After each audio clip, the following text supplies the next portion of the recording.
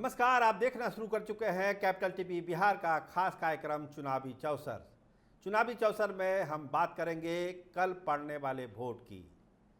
5 सीटों पर चुनाव होना है और पांचों सीटें ऐसी है कि दिल की धड़कनें रुकी हुई है नेताओं के भी और वहां के वोटरों को भी और तमाम लोग जो राजनीति में दिलचस्पी रखते हैं। तो आखिर क्या होने वाला इन पांचों सीटों पर, इसका एक आकलन हम आपके सामने रखने जा रहे हैं। देखिए, जो चुनाव प्रचार चला है इन पांचों सीटों पर, चुनाव प्रचार कल ही खत्म हुआ, लेकिन जो मोमेंटम बना है चुनाव प्रचार के बाद और वोटिंग से ठीक पहले, वो बहुत सारे इशारे कर रहा है और उस इशारे को समझने की जरूरत है कि वोटर इशारा कर क्या रहा है। गोलबंदी कैसे हुई, जातीय गोलबंदी कैसी हुई, किन मुद्दों का पड़ा असर और प्रधानमंत्री मोदी जो इन इलाकों में घूमे हैं उसका कितना प्रभाव चुनाव के दिन पड़ेगा, ये भी अपने आप में एक आकलन का विषय है। तो हम शुरुआत करते हैं हाजीपुर से, जहां पे चिराग पासवान प्रत्याशी हैं, अपने पार्टी के हेड हैं और कहा यह जा रहा है कि चिराग पासवान के लिए ये ऐसी ही सीट है जो उनके राजनीतिक कैरियर को तय कर देगी। आगे चिराग पासवान क्या करेंगे ये इस सीट का परिणाम तय कर देगा, क्योंकि बहुत कुछ दांव पे लगा हुआ है चिराग पासवान का। रामविलास पासवान की विरासत है, रामविलास पासवान की विरासत को बचाने के लिए वो चुनाव लड़ रहे हैं। यहाँ तक कि अपने चाचा से भी उनके सब चीज़ हुआ, आप जान ही रहे हैं, बताने की जरूरत नहीं है।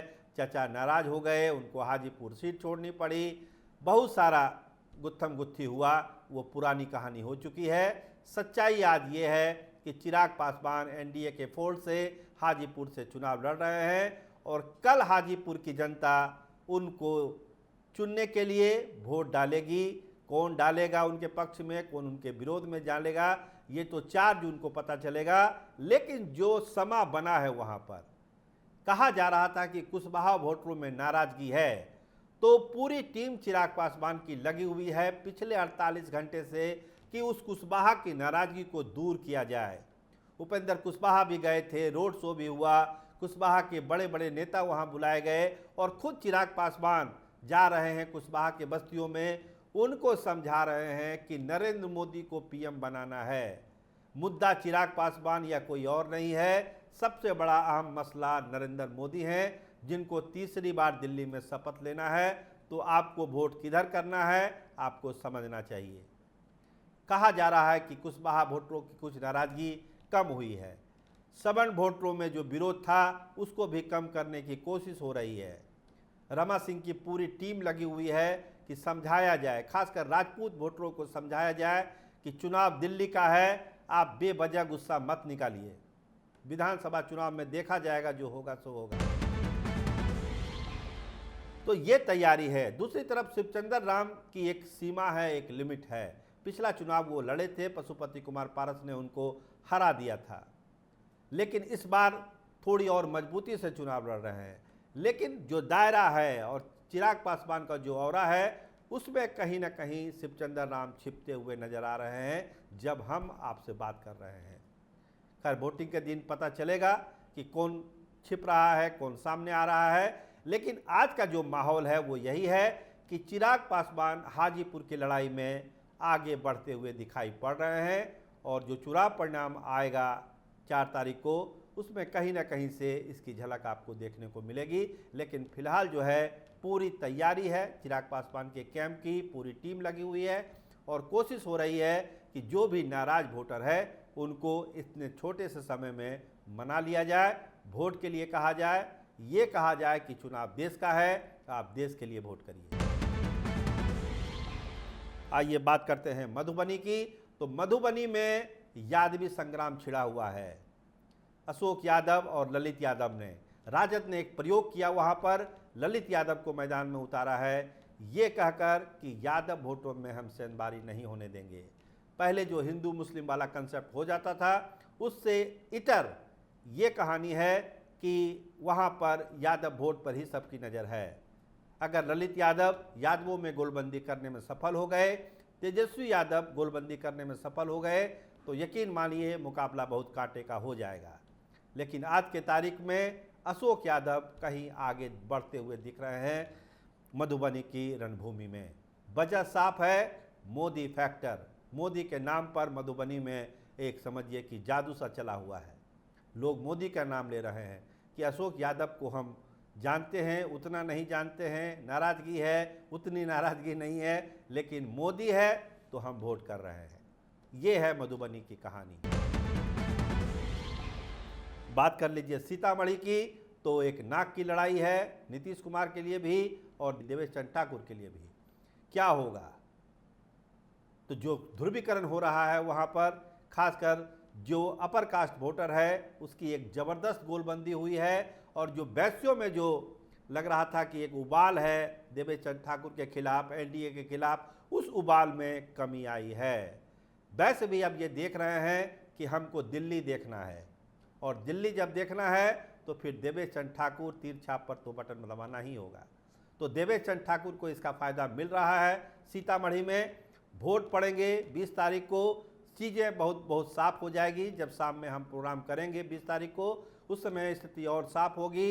लेकिन फिलहाल लगता है कि जो वैश्यों की नाराज़गी थी उसको देवेश चंद्र ठाकुर ने थोड़ा कम किया है। सभाएं हुई है, नीतीश कुमार लगातार सभा किया हुआ उन्होंने, तो जो पिछड़ा अति पिछड़ा में भी जो बिखराव था उसको भी कम करने की कोशिश की गई है कि अति पिछड़ा भी जो है एक गोलबंद होकर देवेश चंद्र ठाकुर के साथ आए। देखिए लड़ाई बहुत ही दिलचस्प मोड़ पर है, लेकिन थोड़ा सा परहेज वहाँ पर देवेश चंद्र ठाकुर का लगता है। बात करिए मुजफ्फरपुर की, तो सबसे बड़ा दाव लगा हुआ है मुजफ्फरपुर में।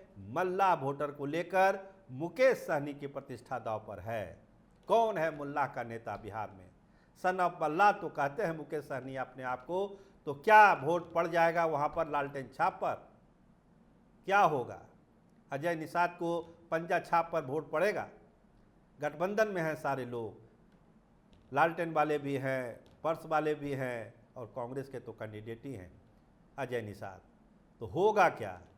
देखिए एक एंटी इनकम्बेंसी थी अजय निषाद के खिलाफ, भाजपा ने उनका टिकट नहीं दिया, टिकट काट दिया, लेकिन इसके बावजूद कांग्रेस ने उनको प्रत्याशी बनाया है।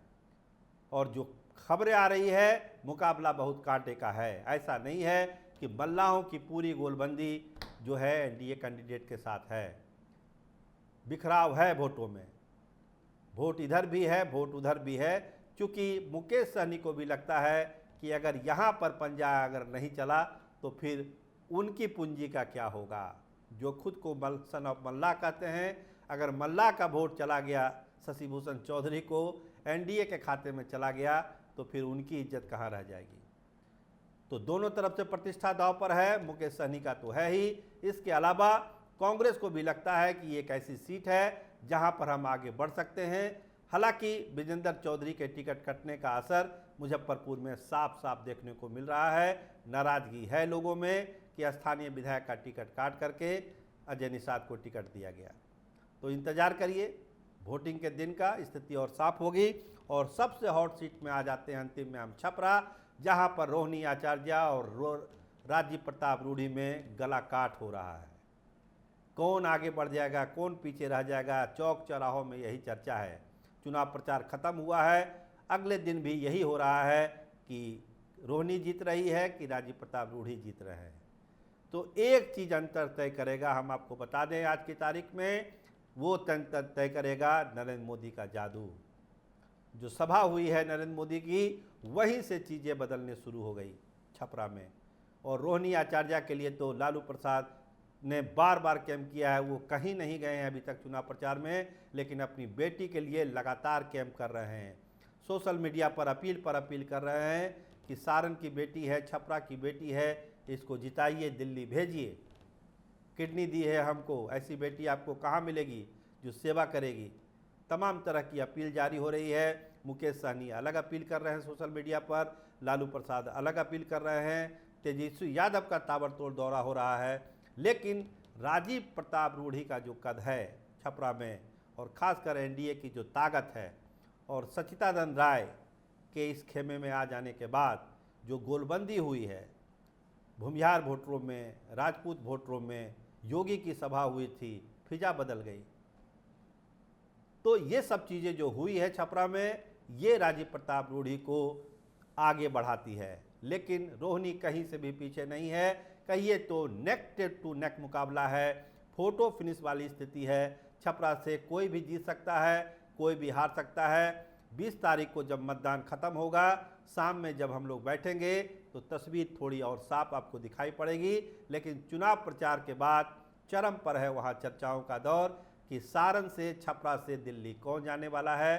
4 जून को तो पता चलेगा, लेकिन झलकियाँ मिलनी शुरू हो चुकी है। आप देखते रहिए कैपिटल टीवी बिहार। आपका बहुत धन्यवाद, आपका बहुत शुक्रिया।